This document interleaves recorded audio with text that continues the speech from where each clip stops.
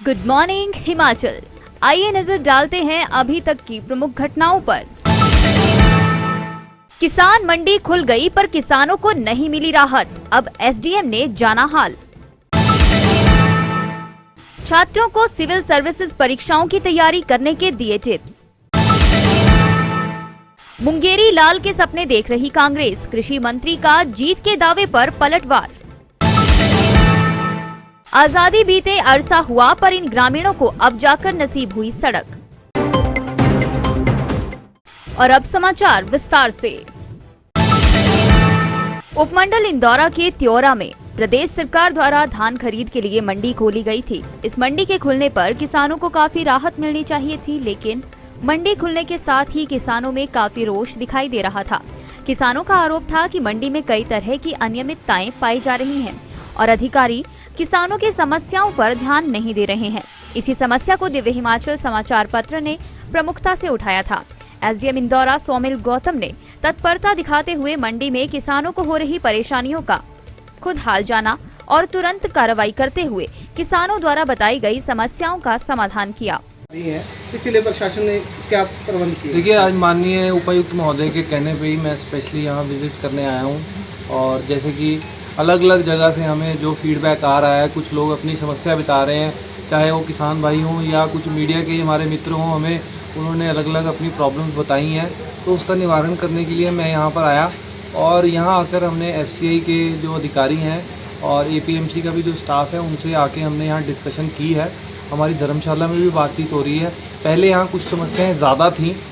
For example के तौर पे मैं किसान भाइयों को बताना चाहूँगा जो अभी तक यहाँ नहीं आए हैं कि जैसे यहाँ लाइट जाने पे भी प्रॉब्लम आई, तो उसके लिए हमने एक जनरेटर ऑलरेडी उपलब्ध करा दिया है। ज़रूरत पड़ेगी तो हम एक और जनरेटर उपलब्ध करा देंगे ताकि फैंस चलने में प्रॉब्लम ना आए। सेकेंडली, शुरू में हमारे यहाँ पर सिर्फ हमारे पास 3-4 पंखे थे, बट उसकी वजह से थोड़ी दिक्कत आई।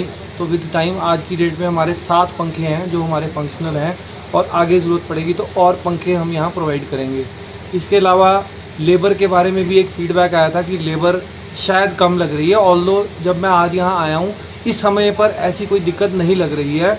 मेरी ठेकेदार से भी बात हो रही है कि लेबर पर्याप्त है, 60-70 बंदे यहाँ पर काम कर रहे हैं और इस समय तो मेरे को कोई ऐसी दिक्कत नहीं लग रही है। But still keeping in view कि कभी कोई रश आवर्स हो सकते हैं, पीक का टाइम आ सकता है जब एकदम से डिमांड ज़्यादा बढ़ जाए, सप्लाई ज़्यादा बढ़ जाए तो उस समय के लिए हम लेबर आगे और बढ़ाने के लिए प्रयास करेंगे कि यहाँ पर तकरीबन हम 80-100 बंदा यहाँ पर हर समय यहाँ उपलब्ध कराएं। उसके अलावा यहाँ पर स्टैकिंग हो गई है, काफ़ी जो धान है यहाँ पर पैकिंग होके यहाँ पर स्टोर हो चुका है, तकरीबन 9000 क्विंटल हो चुका है। और जैसा हमारी एफसीआई के मैनेजर से बात हुई है तो इसकी लिफ्टिंग बहुत जल्दी स्टार्ट हो रही है। और यहाँ पर जो ये बाहर का एरिया भी हम सारा देख रहे हैं, यहाँ पर भी जो शेड वाला एरिया है यहाँ पर हमने क्रेट्स ऑर्डर कर दिए हैं ताकि यहाँ पर भी हम उसको स्टोर कर पाएंगे। तो पूरी कोशिश है कि हमारे किसान भाइयों को दिक्कत ना आए और टाइमली सबकी प्रोक्योरमेंट हो जाए।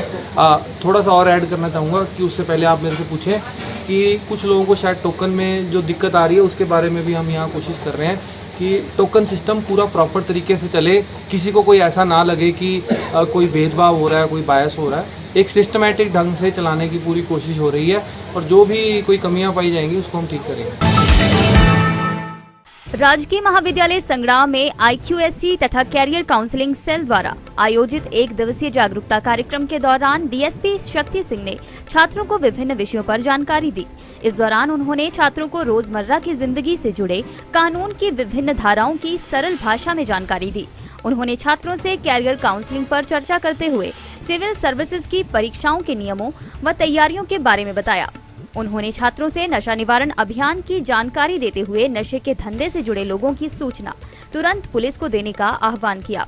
डीएसपी संग्रह ने महाविद्यालय के छात्रों से ट्रैफिक नियमों का पालन करने को कहा तथा प्रदेश सरकार द्वारा निर्धारित नई जुर्माना दरों के प्रति अपने परिचितों को जागरूक करने की भी अपील की। कृषि मंत्री वीरेंद्र कंवर ने कांग्रेस द्वारा उपचुनाव में सभी सीटों पर जीत के दावे को लेकर तीखा हमला बोला है। कंवर ने कहा कि कांग्रेस मुंगेरी लाल के सपने देख रही है जो कि कभी पूरे नहीं होंगे। वहीं कंवर ने देश में लगातार बढ़ रहे पेट्रोल और डीजल के दामों का कारण अंतर्राष्ट्रीय स्तर पर बढ़ रहे कच्चे तेल के दामों को बताया है। कंवर ने कहा, बेशक इन चुनावों में कांग्रेस ने महंगाई को मुद्दा बनाने का प्रयास किया हो, लेकिन जनता कांग्रेस के ऐसे बयानों से भ्रमित नहीं होगी। कंवर ने कहा कि अगर किसानों के उत्पादों के दाम बढ़ते हैं और किसानों को लाभ मिलता है तो भी कांग्रेस बिना मतलब महंगाई का मुद्दा उठाती है, जिससे साफ होता है कि कांग्रेस किसानों के साथ नहीं बल्कि मल्टीनेशनल कंपनियों का फायदा सोचती है।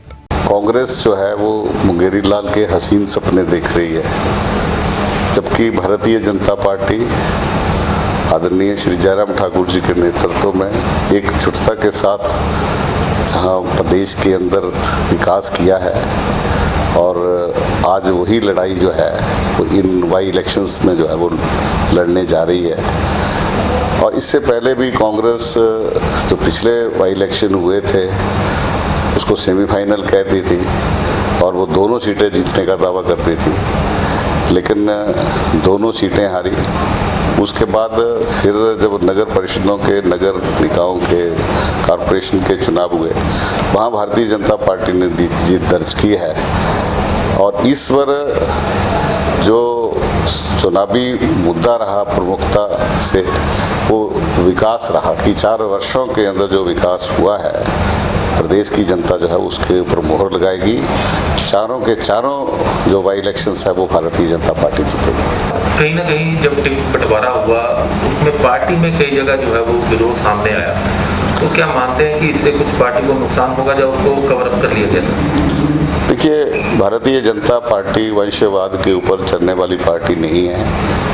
भारतीय जनता पार्टी शुद्ध रूप से लोकतंत्र पर विश्वास, लोकतंत्रीय मान्यताओं के ऊपर विश्वास रखती है और जो हमारी चुनाव समिति तय करती है। जबकि भारतीय जनता पार्टी विश्व की सबसे बड़ी पार्टी है और आज एक गैलेक्सी ऑफ लीडर्स जहां राष्ट्रीय स्तर के ऊपर, प्रदेश स्तर के ऊपर और विधानसभा क्षेत्र के स्तर पर हमारे पास बड़ा नेतृत्व हमारे पास है और वो सब लोग जो है वो टिकट अगर उसमें मांगते हैं तो टिकट तो एक को मिलेगा, लेकिन बाकी सब लोग जो है वो उनके साथ मिल करके जो है वो चुनाव में निकलते हैं। मुझे लगता है इतना बड़ा मुद्दा जो है वो टिकट आवंटन जो है वो नहीं रहा। जवाली उपमंडल के अंतर्गत आने वाली ग्राम पंचायत सियूहिनी की गांव चिन्नी में सड़क निर्माण होने से गांव वासियों में खुशी की लहर है। स्थानीय पंचायत प्रधान बेबी ने बताया, हमारा गांव आजादी के बाद से ही सड़क सुविधा से वंचित था। कई सरकारें आई और गई, लेकिन उनके द्वारा इस समस्या का हल नहीं किया गया, लेकिन मौजूदा सरकार ने उनके इस समस्या को समझा। गाँव में सड़क निर्माण होने से गाँव वासियों में खुशी की लहर है। आगे 2 स्कूल है, प्राइमरी स्कूल है, मिडिल स्कूल है और साथ में हमारे 30-40 परिवार रहते हैं जिनके लिए इस सड़क का बनना बहुत ही ज़रूरी था। हमने काफ़ी ज़्यादा बार सभी सरकार के आगे बहुत ज़्यादा गिड़गिड़ाए, लेकिन किसी ने भी हमारी मांग को नहीं सुना। हम इस बार विधायक जी के पास गए, उन्होंने हमारी मांग को सुना और कार्य भी प्रारंभ करवा दिया है। इसके लिए हम उनका बहुत बहुत धन्यवाद करते हैं।